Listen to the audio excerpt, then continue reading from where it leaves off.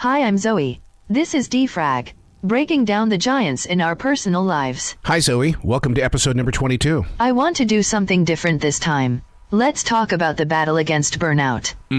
Man, first of all, I am no mental expert. But what I am, though, is somebody who does face a wall of burnout almost every day. And the reason why is because I just can't find myself staring into that wall of burnout and saying, okay, you win. What I do is I quickly move in a different direction. I pivot my foot and I find something new to do. That was like the way that I discovered painting on a canvas.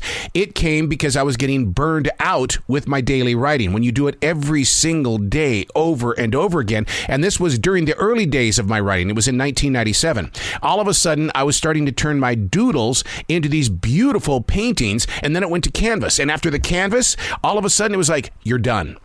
And it was like, do I not get a second try at this? No, you're done.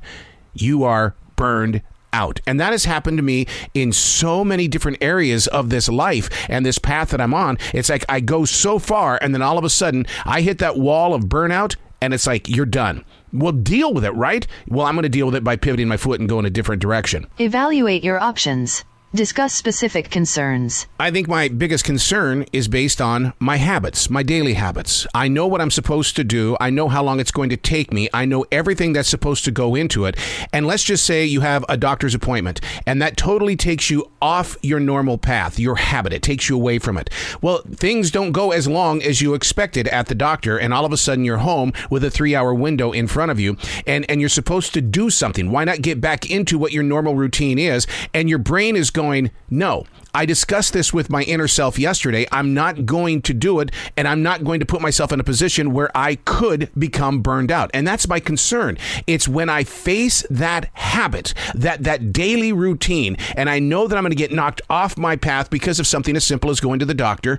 And when I get back home, then that daily routine is screaming for attention. And the other side of my brain is saying, no, we discussed this already. It's not going to happen. So therefore, then I go to my daily writing and I start writing, and all of a sudden it comes up. It's going, you're burned out. You're burned out, and you start guilt tripping yourself in a situation that really you have total control over. But how do you face the burnout wall without pivoting and going in a different direction? I mean, what do you think I should do, Zoe? Track your stress levels. That's the very reason why I keep a daily defrag journal. It is there to be upfront and honest, be transparent, and be very faith-filled in the way of saying, I'm here to listen. What is it that is bothering you so deeply that you can't speak it, but yet you can put it on paper? So I definitely do that. Identify your stressors. You know, I think I'm my biggest stressor. I think I stress myself out more than anything or anyone else. I realize my bird gets loud. I realize I have a crazy dog. I have all of these things around me, and I have coworkers that don't want to work and things like that. It's the typical. But who is actually bringing the most stress to my personal path? It's me. It's me, because I have to endlessly try to do something so I don't have to face something else. Now, I recently heard that there's a new definition for codependency. Codependency isn't about always being with another person. It's also not being with yourself. And so when yourself isn't showing up, you're such a codependent that it's like all of a sudden you start freaking out because that other self of you isn't showing up, and you stress yourself out over it. Seek professional help from a coach or therapist. I've done that, and Dr. Dave really did become a great tool in the chapters that I presently walk upon. And the one thing that Dr. Dave was very clear about, he says, you're addicted to excitement. You feel like that you've got to be a part of something at all times. It's like standing on the edge of a cliff and you want to jump. And the reason why is because you want to know what that feeling is like. It's like hitting a roller coaster. And the reason why you're on the darn thing, even though you don't really enjoy it because you're going to get motion sickness, you're still going to do it because you want that feeling of, oh my God, because you're addicted to excitement. And that's the way that I write as well. I put things on paper that I know that somebody could come back at any time and say, you really wrote this? It's living on the edge. And it really kind of reminds me of when my first degree black belt test. And I'll never forget Sabanim saying, I'm going to hold your belt while you hang over a cliff. And I sat there and I thought, oh, I know I'm going to love this test today. Build a support network. That I'm very weak at. And the reason why is because I don't want to become somebody else's wet blanket. I don't want to be their burden. I don't want to bring them down. I'm the motivator. I'm the one that helps lift people up.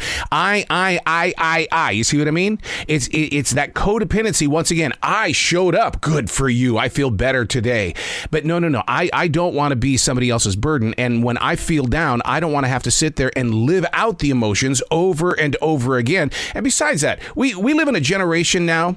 It's about texting, it's about Zooming, it's about doing different things, but it's not about building an honest-to-God relationship that is going to be filled with true compassion, true forgiveness, and true healthy conversations. Get enough exercise. Okay, I can tell you what's happened since April of 2022. I've had an Achilles tendon injury. I've been in physical therapy all of these months. They finally turned me loose, but they didn't give me the full okay to go out there and be that guy again. I have to take it one step at a time. I have the education as to if I get injured again. So I'm with you on that, where I need more exercise. I still put in all of my walking, but when it comes to walking, it's more mental than it is physical. So I totally understand what you're saying about you got to lift some weights. You've got to do some stretches. You've got to maybe get into some yoga or some Tai Chi, something that is going to work those muscles and get that poison out of your body. Speak up for yourself. Speak up for myself. And when I do, and this has happened to me all 43 years of my broadcast career, even with my essential job now, when I speak up for myself and I'm protecting myself, all I do is I hear, you're being selfish. What has gotten into you? Come on. We'll get by. We're okay. And what it does is that it belittles you. It shames you. You start feeling guilty. Well, man, maybe I really am being an ass. Maybe what am I doing this to myself for? And you start going, okay, I guess I'm just going to be a follower. And then you start guilt tripping yourself even on that, because you're going, I'm not a follower, I'm a leader. Then speak up for yourself. And then when I speak up, here we go again. It's full circle and you get burned out by it. Learn stress management techniques. I'm already going through the emotions as well as the motion of pain management. But you're right, though. A little bit of stress management is a big thing. It shouldn't be, I meditate at 2, 3 o'clock in the morning. Why am I not meditating at 11 o'clock in the morning or meditating at 2, 3 o'clock in the afternoon? Why does there have to be a certain time that I meditate? Bringing down the stress level is a huge part of your mind, body, and soul. One slight different thing that happens in my life will send shivers through this body, and where all of a sudden I get freaked out because I'm being knocked off my daily path. And so if something doesn't feel right, my goal when it comes to stress management is to understand how much control I have in that situation. Am I truly in control? How can I be in control? And do I need to be in control? Bringing down the levels through the breathing, through music. I listen to a lot of frequency music on YouTube. And I do suggest that you discover it as well and find out what your frequency is. I go for my intention walk with Jazzy when we go through the forest. It's a transition walk. So really when it comes to the stress management, the problem is that I have certain times that I put myself in there. And I think that might be what could be stressing me out. It's like, don't wait for the clock to tell me when it's time.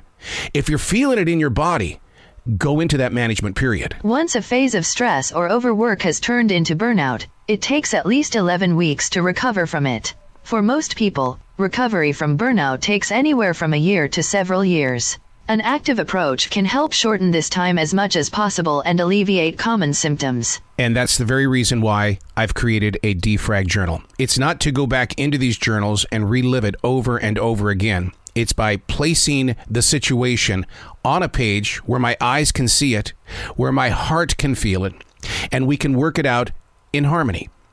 A Frag journal is physically breaking down a moment. This began to happen in November of 2017. I was no longer in control of my moments, a third-degree black belt, and I lost control of my emotions. And so as that third-degree black belt, the goal at that point in time was to protect the temple, to be able to say, look, we're in a situation where there was a breakdown. Now we have to figure out why it broke down and how can we be aware enough in order to make sure it doesn't happen again. A Frag journal is very personal, and yet I trust anybody to come in and read through it, because I never want to be that person that's hiding something from someone. or anything. Therefore, all I'm doing is I'm putting the emotion on paper and trying to create emotion in a way that's more positive. It's workable in a community. And when I see others who are facing the same struggles that I am, I have the confidence to be able to sit down with them saying, let me share with you something that got me through. That's why I defrag.